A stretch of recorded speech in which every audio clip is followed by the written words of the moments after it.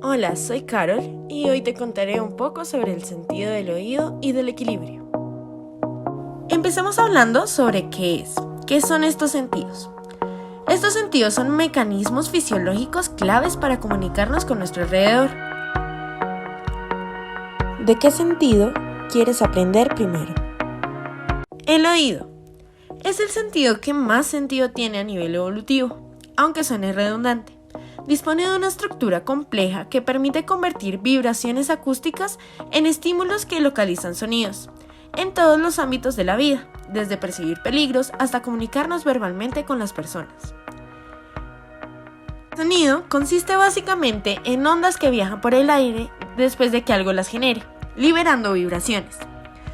Las bases neurológicas del oído son muy complejas, así que explicaremos su funcionamiento en dos fases.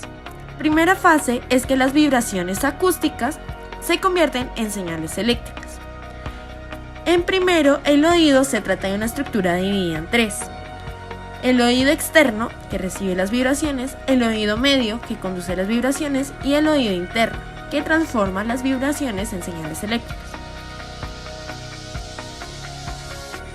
Vamos a dividir la primera fase en 5 momentos.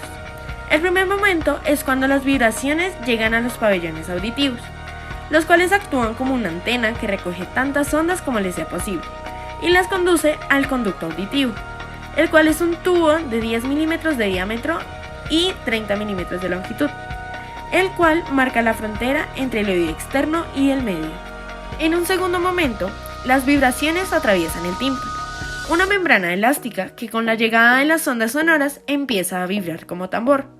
Gracias a esto y a los 3 huesitos del oído, que se llaman martillo, yunque y estribo, las ondas llegan al oído medio. En un tercer momento llegan a la cavidad timpánica, la cual es una región llena de aire y recubierta de mucosa. Sirve para que las vibraciones continúen su viaje hasta la ventana oval, la cual es una membrana que marca la frontera entre el oído medio y el interno, la cual conduce las vibraciones. En el cuarto momento, atraviesan esa membrana, entran al oído interno y aquí entra la cóclea o el caracol, una estructura en forma de espiral que constituye una serie de canales que amplifican las vibraciones.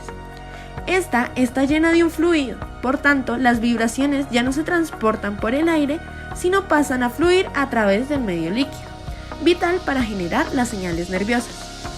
En quinto y último momento de la primera fase, pasa del caracol al órgano de Corti, el cual se encarga de convertir las vibraciones que fluyen por el líquido en impulsos nerviosos, que viajan hasta el cerebro.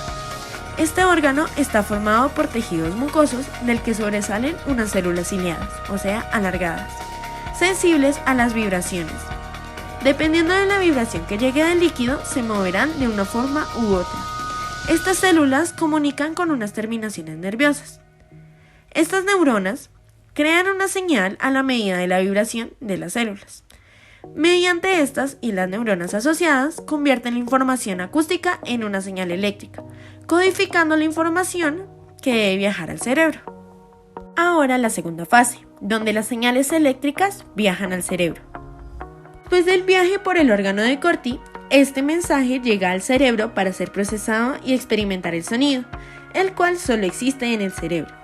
La llegada al cerebro consiste en una sinapsis, un proceso bioquímico mediante el cual la neurona de la célula ciliada que generó el impulso debe pasar esta información a la siguiente de la red del sistema nervioso. Para hacerlo, libera neurotransmisores captados por la siguiente neurona, la cual al leerlos sabrá cómo activarse, y así millones de veces hasta llegar al cerebro. La sinapsis es demasiado rápida. Estos impulsos viajan a través de una autopista neuronal. La autopista se le llama al nervio auditivo, el cual es un conjunto de neuronas que comunica el oído con el cerebro. En esta autopista viajan a más de 360 km por hora, por tanto es cuestión de milésimas de segundos para convertir una vibración del aire en experimentación del sonido. La música activa múltiples partes del cerebro. Conforme procesa el sonido, lo separa para entender los elementos de este, como la melodía y el ritmo, para luego unirlos en una experiencia musical. El cerebro de quien crea la música tiene aún más movimiento. La música hace participar prácticamente a todo el cerebro a la vez, en específico las cortezas visual, auditiva y motriz. Fortalece las funciones cerebrales, permitiendo aplicar más concentración en más actividades. Combina la precisión lingüística y matemática para el hemisferio izquierdo, mientras que el derecho se encarga de la creatividad, creando y aumentando el volumen y la actividad en el cuerpo calloso del cerebro, el cual es el puente entre los hemisferios. Los músicos tienen mejor memoria, crean, almacenan y recuperan recuerdos mucho más fácil y rápidamente. Ahora hablaremos de la musicoterapia. Sirve para mejorar la salud, los cambios de conducta y mejora el entendimiento con uno mismo y del mundo. Su principal objetivo es incentivar la comunicación auditiva y estimula el desarrollo de la persona, mejora de su conducta, desarrollo motriz, social, socioemocional y del lenguaje. Los ámbitos en los que se desarrolla la musicoterapia son fisiológicos con el control de la respiración y la relajación muscular, en la afectividad de cómo se siente la música, en la sensibilidad, el movimiento, la sociabilidad, la educación, la psicoterapia, la medicina y la psiquiatría. Existen 4 tipos de musicoterapia. La improvisación, donde el paciente improvisa creando música. La recreación, donde se imita una pieza musical ya creada. La composición, donde el paciente crea una nueva pieza musical.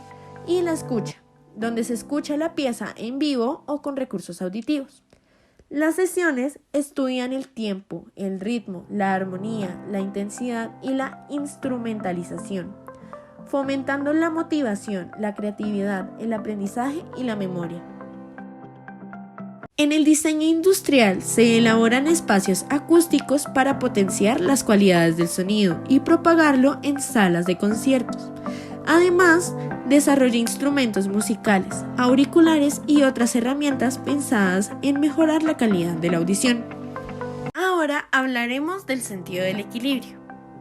En la evolución, el humano y algunos primates tienen una diferencia que los separa de otras especies, la cual es la capacidad de marchar erguidos sobre las piernas, lo cual se llama bipedestación.